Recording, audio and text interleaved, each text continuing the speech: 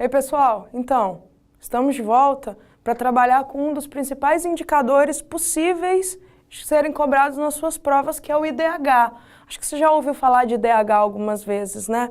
Ele é muito cobrado em prova porque o Índice de Desenvolvimento Humano é um indicador criado pela Organização das Nações Unidas. Sendo criado pela ONU, a gente considera o indicador central, o indicador matriz, oficial. A prova sempre gosta de cobrar porque o Índice de Desenvolvimento Humano é capaz de ceder uma nota ao país. E essa nota vai ditar se as condições gerais de sobrevivência são boas ou são ruins. O IDH é calibrado em uma escala que varia de 0 a 1, onde quanto maior a nota mais próxima de 1, mais interessante é a questão de sobrevivência dentro de um país.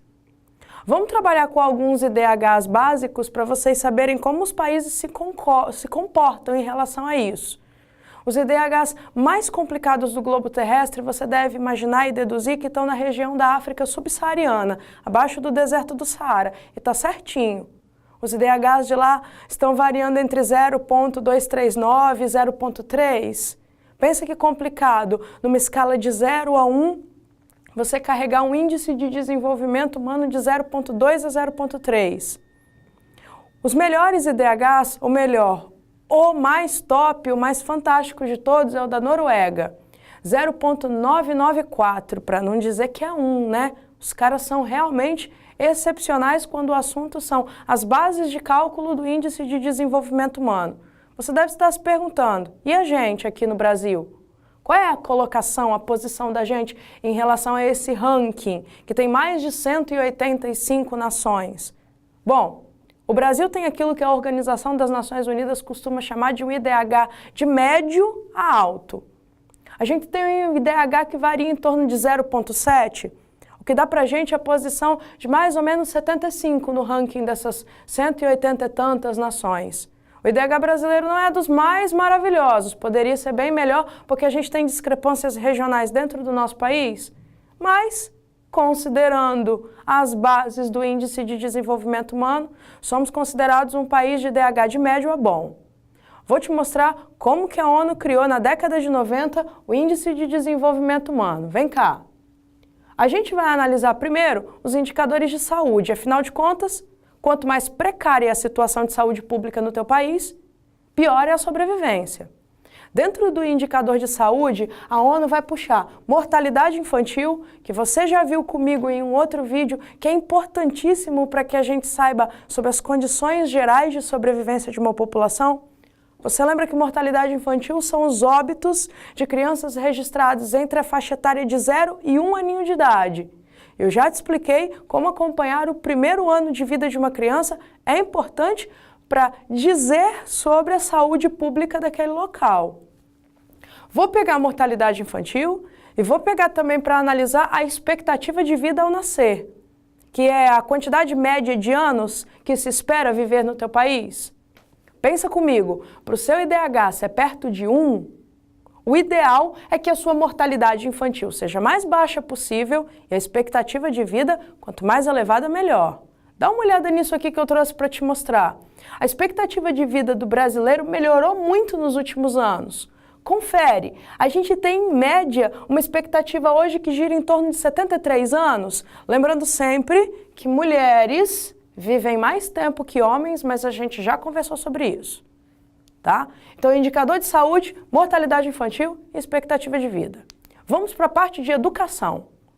Dentro do aspecto educacional, a ONU vai calibrar 2 subindicadores dentro do IDH.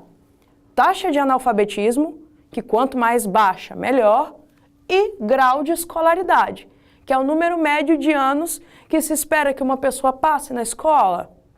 Lembre-se, mortalidade infantil e expectativa de vida tem um comportamento parecido com taxa de analfabetismo e grau de escolaridade. São 2 subindicadores inversamente analisados. O legal é que a taxa de analfabetismo seja baixa e o grau de escolaridade, quanto mais alto, melhor. Dá uma olhadinha aqui, ó. O Brasil tinha em 2011 uma taxa de analfabetismo de pessoas acima de 15 anos, que a gente considera adultos, girando em torno de 8,6%. Caímos para 8,3%. Significa que essa melhora acaba agregando um valor mais interessante ao nosso IDH? E por último, junto desses dois indicadores, um de saúde e um de educação, a gente vai olhar a questão de renda. E quando o assunto é renda, o IDH calibra em cima da renda nacional bruta per capita, que é tudo aquilo arrecadado por empresas do teu país, dentro do território e fora dele. Pega essa quantidade de dinheiro, de riqueza adquirida e divide pelo grupo de população. Você vai ter, em média, quanto da riqueza caberia enquanto fatia para você, para mim e para todos os brasileiros. Interessante, pessoal. Dos três indicadores, a renda nacional bruta é o mais complicado, porque uma vez que é média, não reflete a real situação do teu bolso e do meu.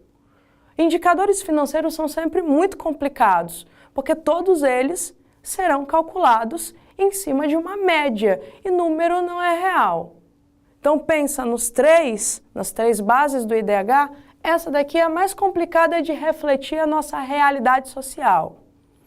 Um indicador de educação é relativamente fácil de ser burlado. Agora, a saúde, essa daqui é bem complicada de você omitir e mentir a respeito de números. Quando a gente fala de um indicador de educação fácil de ser mexido, a gente diz que países podem publicar uma taxa de analfabetismo muito baixinha, quando na verdade essas pessoas são analfabetas funcionais, sabem repetir palavras e desenhá-las, mas será que pegariam um texto de 15 linhas?